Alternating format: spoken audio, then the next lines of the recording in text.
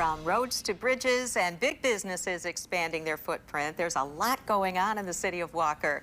So we wanted to get an update on where a lot of these projects stand. Yeah, so joining us live on set is Mayor Kerry, and thank you for joining us. The first thing we want to ask about is the Deltaplex. That's a big one. Well, the Deltaplex, ironically, is going to be where we're going to hold our State of the City next month. Oh. Another just very similar to Mayor Bliss's in Grand Rapids, privately held event. The Deltaplex is going through as a lot of things in Walker, that transformative nature, and our theme this year is building our future.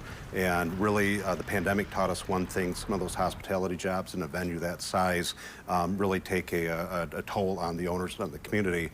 So we're going through, there's manufacturing jobs, there's trades jobs that have come into that building now that we did not have a year ago. And that's really important for not only our tax base, but our community and people moving out there. So we're excited about it, and it does not look the same inside, I can promise you that. Interesting. Yeah, starting to grow those businesses there. So tell us a little bit about the 4-mile corridor. So there's FedEx, Amazon. Where are those projects standing? So Amazon, FedEx just continue to run on full tilt. The state police, we're blessed to have the 6th district post up there now.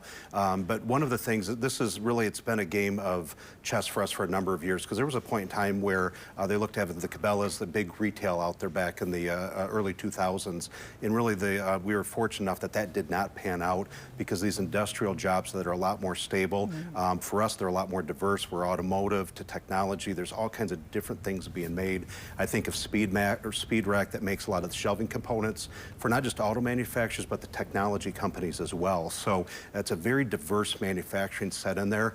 We have stretched out Northridge Drive all the way from Fruitridge all the way over to Bristol. Now you can drive and you don't have to be on 3-mile or 4-mile and clogging up traffic there. Yeah. So those heavy trucks are able to be off the main thoroughfares, and it's everything's kind of coming into place, but it's taken a lot of years of planning, but we have a plan and it's working. Well, speaking of Fruitridge, the state has put up a big chunk of money to modernize that area. What should we know about that? The Fruitridge Bridge was huge, and I have to give a shout. I mean, there's 4 people that jump out to me. Senator Huizenga, former Mayor Huizenga, this started under him.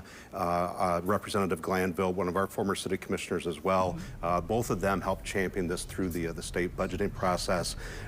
With the Grand Rapids Chamber, they were a huge catalyst for us as well, being our voice and advocate in Lansing, helping get this into that budget.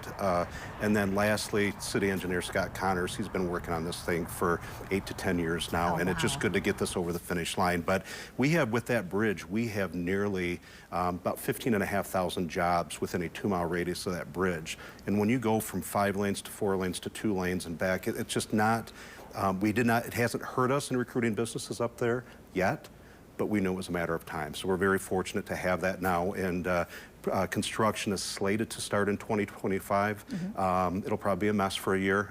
Will be painful for a year. We'll get through it, but it will be that much better because of it when it's done. It's the groundwork for the future that you're working on. It's that building our future. Yeah. Lincoln Country Club, where does that stand right now? It looks rough right now, because construction always does. When you're actually, building plats in there, there's a mix of single family and multifamily.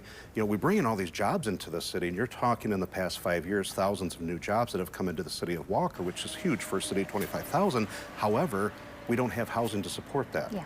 So Lincoln Country Club is one, English Hills is another, that's about to get started. And then just over the city line into Alpine Township, the old Gracewell Country Club will probably end up becoming a housing development as well. So we're satisfying the needs the best that we can, but just sometimes it's not moving quick enough to be able to satisfy the needs of our residents to have housing there.